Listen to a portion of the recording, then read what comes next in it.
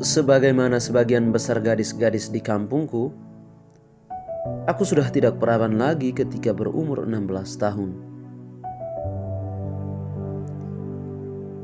Dengan kisah yang hampir sama dengan perempuan yang lain, aku melakukannya pertama kali dengan orang-orang kapal. Aku lupa persisnya. Apakah yang pertama itu dengan laki-laki dari kapal asing atau dari kapal kampung sendiri? Di kampungku, kalau kamu perempuan, kamu mungkin akan diperawan nih oleh orang yang mungkin masih saudara jauhmu. Mungkin juga orang yang tidak pernah benar-benar kamu kenal. Itu sudah menjadi kebiasaan. Kami menghabiskan masa-masa dengan banyak lelaki sebelum dengan suami kami sendiri. Itu semua mungkin karena kemiskinan. Tapi sudahlah, itu tidak penting.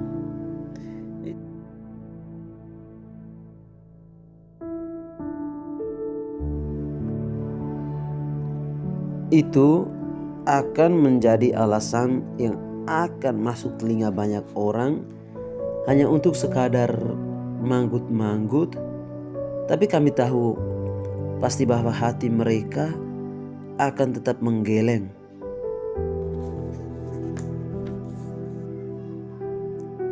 Sebagian dari laki-laki itu mungkin ada yang benar-benar mau menikah dengan kami. Tapi sebagian besar yang lain pasti tidak. Pelacur tetap pelacur bagi mereka. Ini semua persis sebuah peta perjalanan. Setelah sekian tahun terbiasa dengan orang-orang kapal, aku pergi ke kota ini bersama dengan hampir 10 perempuan sebayaku. Di kota ini, tentu saja uang lebih gampang. Dan laki-lakinya lebih banyak serta tidak berbau ikan dan anggur murahan. Mereka laki-laki di kota ini lebih necis dan tidak pernah berutang kepada kami. Bahkan kadang-kadang mereka sangat royal.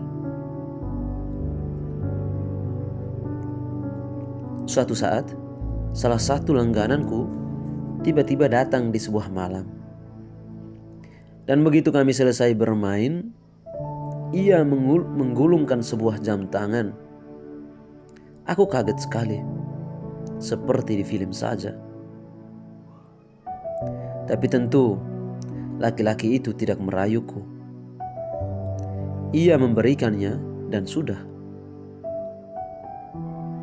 Sebelum pergi, masih sempat memberiku tip yang lumayan banyak. Baru dapat rezeki, katanya. Itulah pertama kali aku merasakan keroyalan laki-laki di kota ini. Kalau soal laki-laki, sudahlah. Aku sangat mengenal mereka. Dari beragam bentuk tubuh, kelakuan, cara bicara, aku bahkan hampir hafal dan mengenali sifat-sifat mereka dari cara mereka merokok. Ada yang datang dan setiap kali main selalu mengajakku untuk menikah. Tapi aku tahu itu hanya omong kosong biasa. Sepertinya daripada dia tidak ngomong apa-apa, lebih baik ia bicara dan mengajak menikah. Ada juga yang selalu datang dengan janji-janji. Kedatangan selanjutnya akan memberi tip yang besar. Tapi kenyataannya, berkali-kali ia datang dan main, tidak pernah memberi tip dan tetap mengatakan hal yang sama. Ada juga yang datang dengan rayuan. Ia seperti membaca puisi. Katanya, yang dikatakan itu adalah puisi-puisi hebat yang dia hafalkan dari para penyair hebat. Tapi apa peduliku? Tentu saja aku akan tersenyum dan berpura-pura mendengarkan dengan baik. Soal bagaimana tingkah mereka ketika berada di atas ranjang,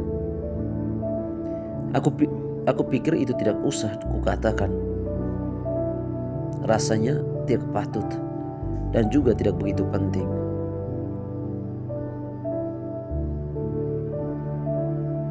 Hingga kemudian datang seorang langgananku yang lama tidak datang dan mengantar seorang laki-laki muda.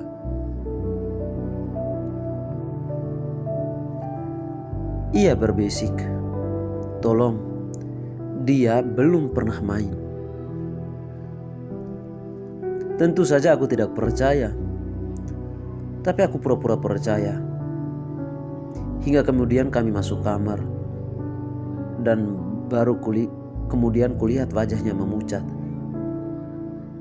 Tentu saja aku bingung melihat ia yang hanya duduk mematung di pinggir ranjang dengan wajah yang memucat dan mata yang gugup.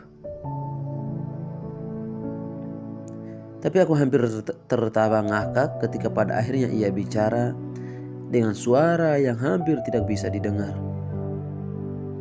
"Bagaimana, Mbak?" "Aduh Mas, ya enggak gimana-gimana. Sudah langsung saja copot pakaianmu," kataku waktu itu. Tapi ia masih terlihat bingung dan pelan-pelan membuka pakaiannya satu persatu. Melihat itu, aku lalu iseng bertanya, "Belum pernah main ya?" Ia menggeleng. Gelengan kepala yang cukup meyakinkan antara malu, grogi, dan tidak percaya diri. Percaya atau tidak, itu tidak penting bagiku. Sebab itu tidak pernah menjadi urusanku. Tapi entah kenapa kemudian aku bertanya, "Masak sama pacarmu juga gak pernah?" Ia tetap menggeleng. Kali ini dengan gelengan yang lemah namun terlihat tegas. Aku mulai menduga, "Kamu kesini karena patah hati ya?" Aku cukup kaget dengan ucapanku sendiri, tapi sudah terlanjur. Ia seperti terperanjat, memandangku dengan tatapan yang agak kesal. Kemudian menjawab, "Enggak, aku belum punya pacar." Dalam hati aku tertawa ngakak. Aku tahu, kamu patah hati lalu ke tempat seperti ini. Kok ada ya orang yang ditinggal pacar saja lalu pergi ke tempat seperti ini. Aku kemudian memperhatikan wajahnya dengan lebih baik. Baru aku sadari, kamu ternyata mempunyai wajah yang tampan dan masih muda. Di tempat seperti ini, wajah dan umur bukan sesuatu yang penting untuk diperhatikan.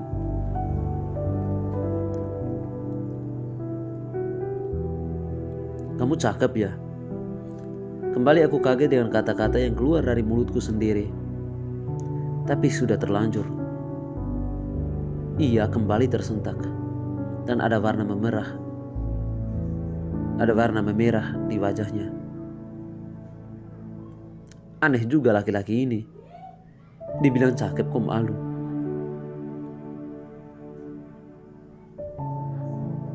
"Mas, sudahlah. Nanti kalau kelamaan, kamu bayar double loh. Ada orang yang mencatat waktu di luar." Saat itu, dengan beberapa hal yang agak canggung, ia main juga sama aku. Aku menduga memang itu kali pertama ia gituan. Tapi sudahlah, itu tidak penting. Aku hampir melupakan peristiwa itu ketika beberapa hari kemudian teman yang mengantarkannya, yang aku lupa namanya tapi pernah menjadi langgananku, datang lagi bersama orang muda itu berkata, "Iya, pengen lagi sama kamu."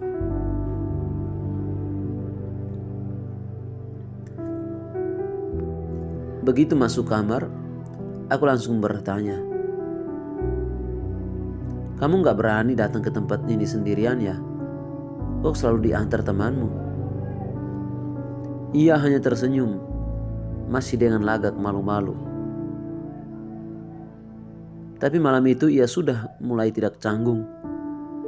Sempat terjadi beberapa percakapan, dan yang paling aku ingat adalah karena ia tidak pernah bertanya siapa namaku. Dan aku juga tidak pernah ingin tahu siapa namanya. Nama di tempat seperti ini juga tidak penting. Kalau aku bertanya nama seseorang, itu hanya sekadar basa-basi. Paling-paling mereka juga mencomot nama dengan sembarangan. Bisa jadi nama teman mereka, nama tetangga mereka, atau bahkan nama orang yang mereka benci. Dan mereka juga tidak akan tahu nama asliku. Aku agak bingung kemudian ketika sebelum pergi ia bilang, "Mbak, besok aku akan balik." Aku tidak tahu masuk kalimat itu hingga aku memaklumi jika kemudian yang keluar dari mulutku adalah, "Maksudmu, aku akan balik ke kotaku besok sore." Oh, aku paham maksudnya. Ia mau mengatakan bahwa aku bukan orang dari kota ini. Tapi kenapa ia harus mengatakannya padaku? Tapi untunglah, itu semua hanya ada di kepalaku. Sedangkan yang keluar dari mulutku, kupikir lebih sopan lagi. Pulang kemana, Mas? Lalu kamu menyebut sebuah kota yang hanya pernah kudengar. Tapi nama kota itu, aku sudah tidak ingat lagi. Pokoknya yang aku ingat, ia menyebut sebuah nama kota yang pernah mendengarnya. Yang aku pernah mendengarnya. Dan itu tidak penting. Tapi aku cukup terkejut juga ketika ia bilang, "Tahun depan aku kesini lagi, Mbak." Aku hampir tertawa lagi. Untung juga aku masih bisa menahannya. Lalu ku katakan dengan lebih enak, "Ya, kalau ke kota ini jangan lupa datang ke sini, Mas." Ia agak terkejut dengan jawabanku. Mungkin ia mengharap jawaban yang lain. Tapi jawaban apa lagi yang harus kuberikan? Orang datang dan pergi ke tempat ini. Bahkan langganan yang sudah berbulan-bulan saja bisa pergi seenaknya. Dan aku pikir itu hal yang biasa. Dengan langkah yang gontai, ia keluar kamar. Tapi kali ini memberi tip yang cukup besar bagiku. 2 kejadian di 2 malam dengannya benar-benar tidak membekas di ingatanku. Orang sepertiku tidak begitu baik dalam mengingat hal-hal seperti itu. Hingga kemudian di suatu malam yang jauh dari kedua malam itu, ia datang. Kali ini seorang diri. Datang untuk main denganku dan datang untuk mengingatkan. "Ingat sama aku, Mbak?" Aku mengernyitkan dahi, agak bingung, tapi lalu tersenyum dan berkata dengan jujur, "Tidak, Mas." Aku melihat raut kecewa di wajahnya. Tapi mau apa? Aku memang tidak mengingatnya. Aku dulu yang selalu diantar temanku, Mbak, yang bilang bahwa setahun lagi akan datang ke sini. Aku tetap menggelengkan kepala. Dalam hati aku berkata, "Ya, kalau memang iya, apa perlunya aku harus ingat kamu?" Sewaktu ia mengingatkan tentang beberapa hal, aku baru lambat-lambat bisa mengingatnya dengan baik. Tapi itu tetap tidak begitu penting bagiku. Malam berikutnya ia datang lagi. Kali itu ia bertanya, "Bisakah aku dibawa keluar ke hotel tempatnya menginap?" Aku menjawab dengan jujur, "Sebetulnya bisa saja, tapi aku malas. Sebab kalau all night seperti itu, yang banyak menanggung keuntungan germonya. Ia akan meminta bagian 50%. Kalau yang seperti ini, ia hanya menerima sepertiganya, dan itu sudah termasuk uang kamar dan uang yang lain-lain. Kamu tetap ngotot dan berjanji untuk membayar lebih banyak. Aku tetap menggelengkan kepala. Malas, Mas. Kok malas, Mbak? Ya malas. Aku sudah cukup berpengalaman dengan yang seperti itu. Aku hanya tidak terima saja kalau yang ongkang-ongkang kaki mendapatkan sama besar dengan yang bekerja sepertiku. Tapi yang keluar dari mulutku, aku agak capek, Mas. Ia mengangguk mengerti. Malam itu, kamu main denganku untuk 2 kali pembayaran. Pada pembayaran yang pertama, ia main. Dan yang kedua hanya ngobrol biasa. Aku sih senang-senang saja. Mbak, sejujurnya kamu ingat aku tidak? Aku agak kaget dengan pertanyaannya. Tapi kemudian, aku mengangguk mantap. Kali ini bukan karena basa-basi, tapi karena aku mulai mengingatnya. Ia kelihatan senang sekali. Aneh juga. Tapi tetap terlihat malu ketika aku berkata, "Kamu sekarang lebih pintar, sudah makin berpengalaman ya."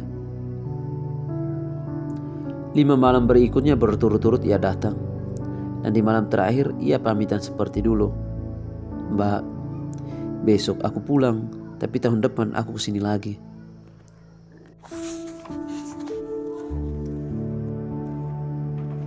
Aku tersenyum dan aku menjawab. "Kalau datang ke kota ini jangan lupa mampir sini, Mas." Jawaban yang standar. Tapi sepertinya ia terlihat puas.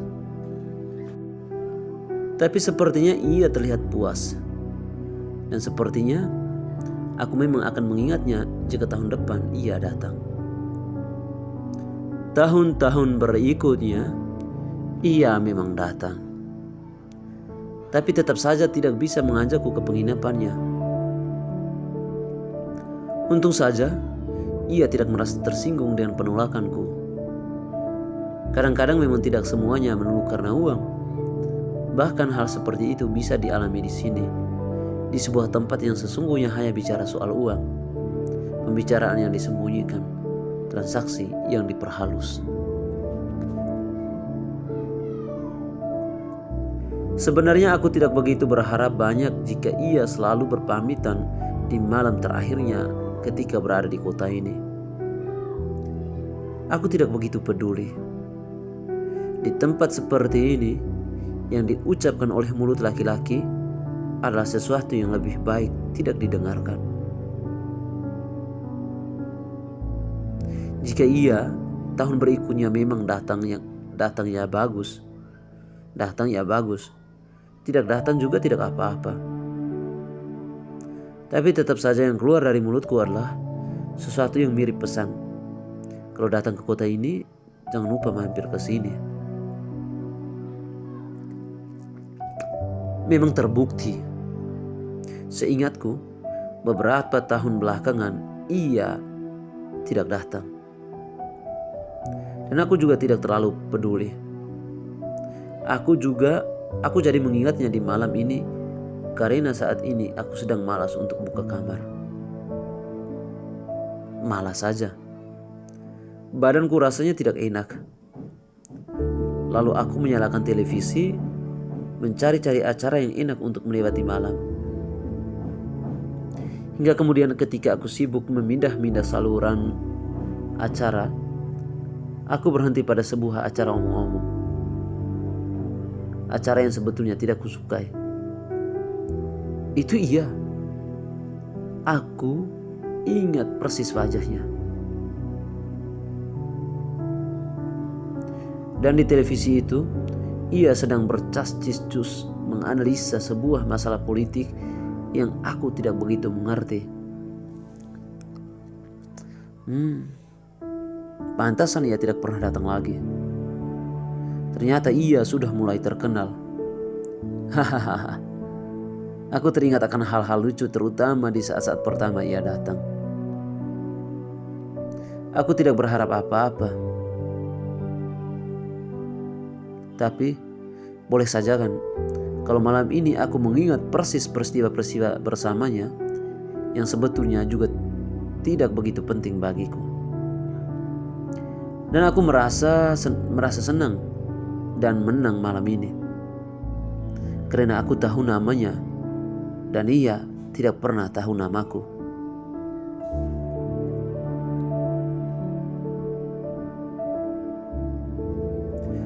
Mulai malam itu, setiap kali aku melihat wajah laki-laki di televisi, selalu berkelebat di kepalaku. Jangan-jangan di tempat yang lain ada orang yang menonton televisi dan mengingat pengalaman masa lalu sepertiku dengan laki-laki yang kulihat tempo malam di televisi. Siapapun itu, tidak peduli politikus, penyanyi, pembawa berita, pembaca doa. Setiap kali aku melihat ada laki-laki nongol di televisi, aku pengen tertawa ngakak.